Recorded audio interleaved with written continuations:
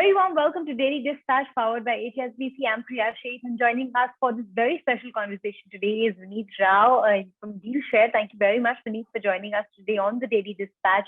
I want to begin by talking to you a little bit about the last couple of months because, we've seen a lot of businesses really flourish amid the pandemic. Lots of, social commerce, e-commerce websites doing very well. Tell us a little bit about your experience. How has been the last couple of years for you? Fantastic. Thank you so much. I think the last couple of years have been a very interesting, rocky ride for us, right?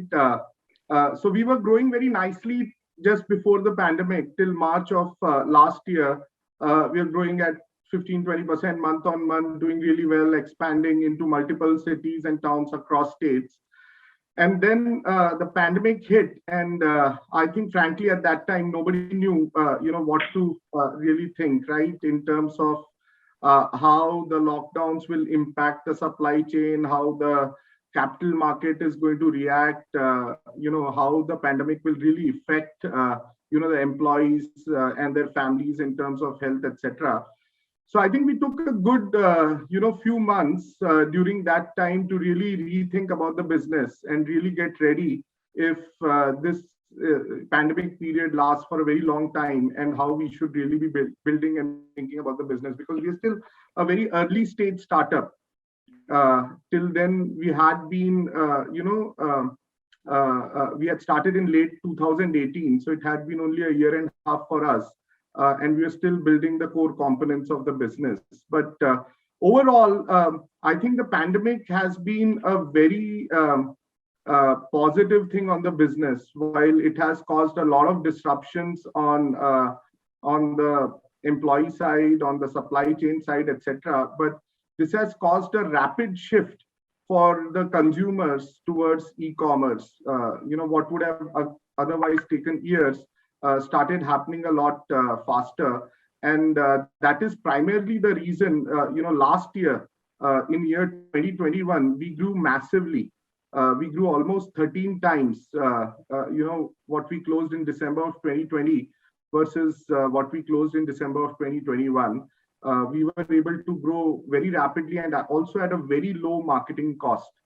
So this was primarily because there was a rapid shift of consumers to the internet, and grocery buying becoming the primary and first use case. Right. I believe you've raised about $144 million last year. Tell us a little bit about whether the funds have all been utilized. What are the plans that you have for the coming year? Absolutely. So we raised 140 million last year, a little over 140 million. We have only utilized a small part of the fund. Like I said, for us, we did not really require to spend a lot of capital, at least on growth. Majority of the funds have been deployed towards expansion. So we do all of the operations and logistics also ourselves. So we have scaled our warehousing capacity from about 2 lakh square feet to 2.5 lakh square feet at the beginning of last year to almost 25 lakh square feet by end of December. Now we are present in 10 states, over 100 cities and towns with over 100 warehouses. So a lot of capital has just been, gone into setting up all of the logistic, capabilities. We've also invested heavily into technology and team. So that is the other part. Our team has grown from about 300-400 people at the beginning of year to closer to 2,000 people now across all divisions.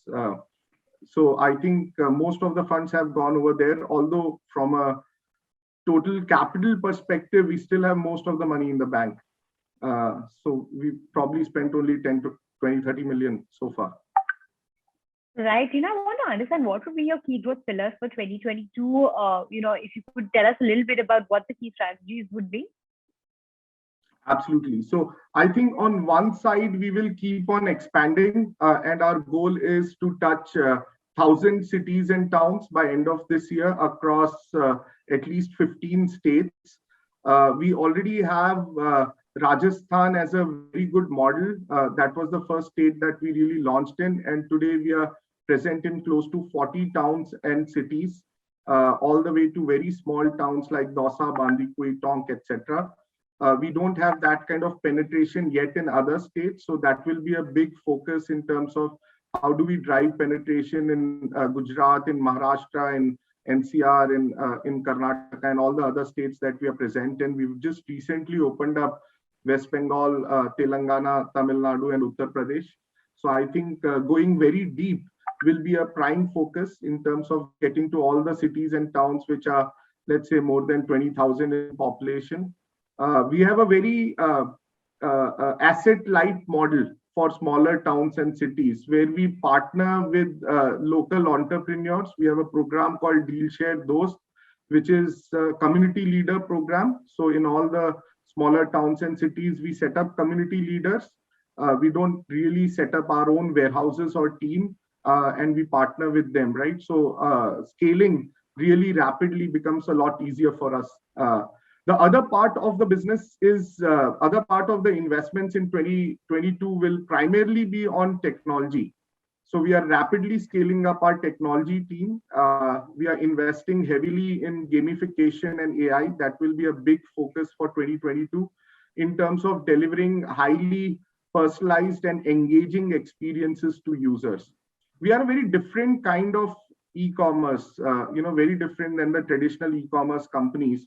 In traditional e-commerce companies, users really come with the intent that they want to buy, 20 things, right? That is why you go over there and you buy. In our case, it is a lot more discovery and impulse-driven buying. And that is actually triggered by all the flash sales and gamification that we have on the platform. Our engagement of users is also significantly higher. And monthly active user opens the app 40-50 times a month. And so that is what we really focus on and drive. Commerce is just a byproduct. So that is where a lot of more thoughts and investment will also go on. Vineet, tell us a little bit about what kind of key metrics are you working on in terms of targets? If you could share like key metrics that you may have noted down in terms of revenue, in terms of growth, users, etc. Yes, absolutely. So we reached about crossed 700 million in annualized GMV run rate in December. Our goal will be to at least triple this over 2022. So the goal of December of 2022 is to cross 2 billion in annualized GMV run rate. We had about 1.3 million buying customers. So that also will scale to about 5 million buying customers over the course of this year. We are also very close to profitability. So one of the beauties about our business is at an EBITDA level, it doesn't require that kind of investment.